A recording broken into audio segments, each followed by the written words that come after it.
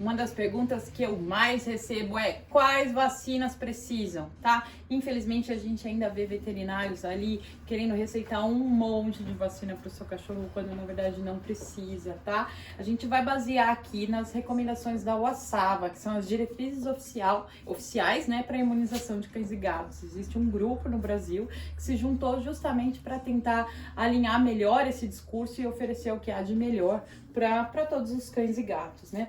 Primeira recomendação geral, que tá até aqui embaixo, mas é a primeira: menos é mais. Então a gente sempre vai usar o menos possível. Tá, mas o que isso significa? Não vou vacinar meu cachorro? Não, não é isso. Vamos entender que existem 3 classificações de vacina, né? A UASAVA fez 3 classificações de vacina. As essenciais, que são as obrigatórias, são aquelas que realmente precisa. As não essenciais, o que são as não essenciais? Elas devem ser avaliadas caso a caso, de acordo com cada desafio. Eu vou falar um pouquinho delas daqui a pouco. E as não recomendadas são aquelas que existem no mercado e não devem ser aplicadas. Porque, não que são proibidas, porque existe outro processo, mas a UASAVA, ela contraindica o uso dessas vacinas. Então, quais são elas? As essenciais, tá? Essenciais não tem escolha, não tem o que pensar, faça. É isso. É a antirrábica, tá? Que a gente falou numa outra aula, que é a partir dos 4 meses de idade, deve ser repetida anualmente. A parvovirose, ele não vai dividir aqui em vacinas comerciais, assim, V8, V10, não. Ele vai dizer por antígenos, né? Por doenças, tá? Parvovirose, sinomose, hepatite, adenovírus e parainfluenza. Todas essas estão dentro das múltiplas, de todas as múltiplas, tá?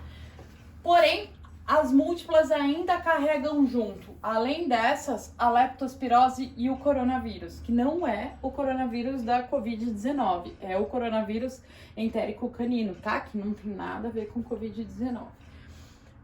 E a gente vai falar um pouco do coronavírus quando a gente chegar em não recomendado. Mas, basicamente, todas as múltiplas do mercado, elas têm essas doenças, a leptospirose e o coronavírus.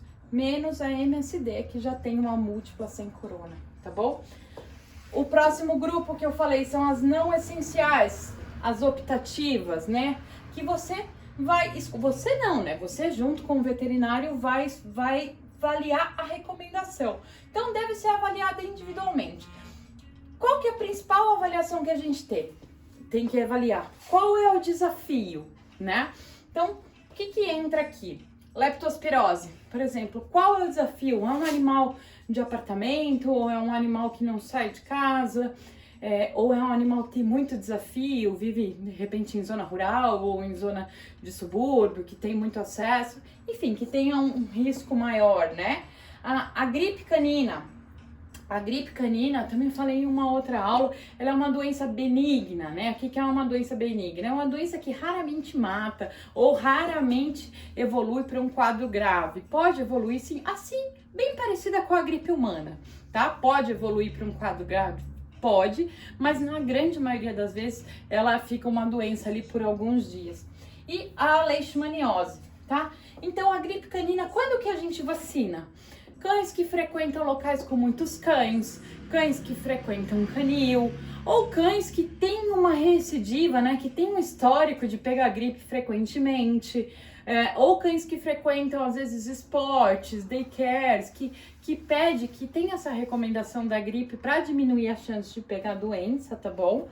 E se tá dentro do orçamento do cliente, porque às vezes é um custo a mais, é um custo relativamente, e não cabe no bolso do cliente. Então, às vezes é melhor abrir mão de uma vacina não essencial, como por exemplo a gripe canina, e dar uma condição de vida melhor ali pro cachorro, tá bom?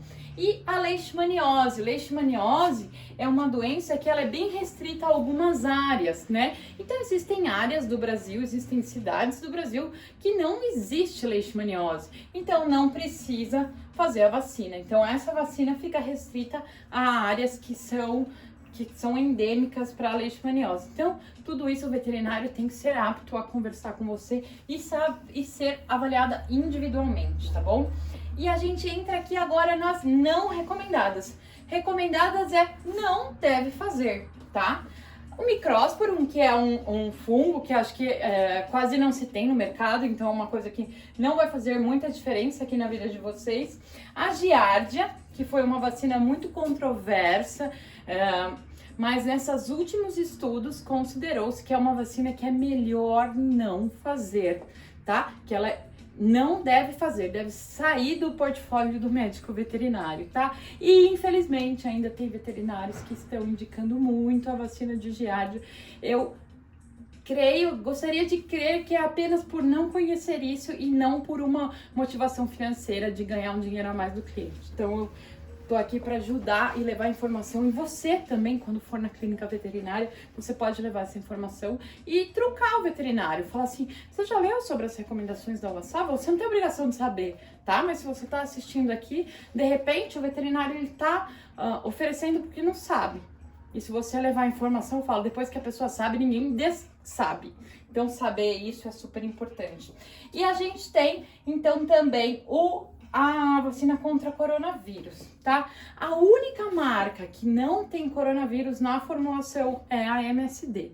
As demais ainda tem, porque essa é uma recomendação nova. Então mudar todo um processo de fabricação de uma vacina múltipla, por exemplo, por causa de um vírus, então eu não vou dizer que a Recontec ou a Vanguard ou outras vacinas são ruins porque tem coronavírus. Não, mas é uma informação que vocês têm que saber, tá bom? Que não é uma doença que deve se fazer. Existem alguns motivos para isso, mas principalmente porque o coronavírus só tende a matar cães de menos de 30 dias de idade. E menos de 30 dias de idade a gente não recebeu a vacinação mesmo. Então não tem um impacto importante para cães adultos. Então por isso que não se recomenda fazer essa vacinação.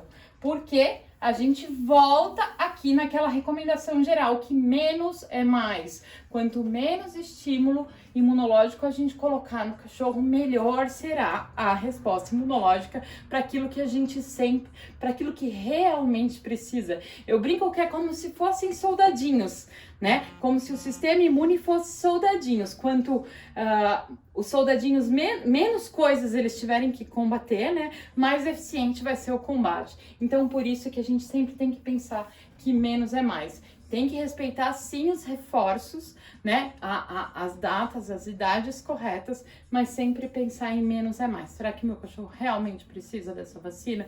Então, na dúvida, conversa com o seu médico veterinário, estuda, vai atrás de informação, que quanto mais você souber, mais saudável o seu cachorro vai ser, tá bom? Meu nome é Camila Sacavício, sou médica veterinária, criadora há mais de 18 anos, com experiência com mais de 1000 filhotes entregues. Então, é uma coisa que eu realmente tenho que estudar. E não sou clínica, então não vivo de dar vacina, né? Então eu não tenho a motivação comercial para dar vacina. Meu intuito aqui é sempre trazer o que você realmente precisa, o que é realmente melhor para o seu cachorro.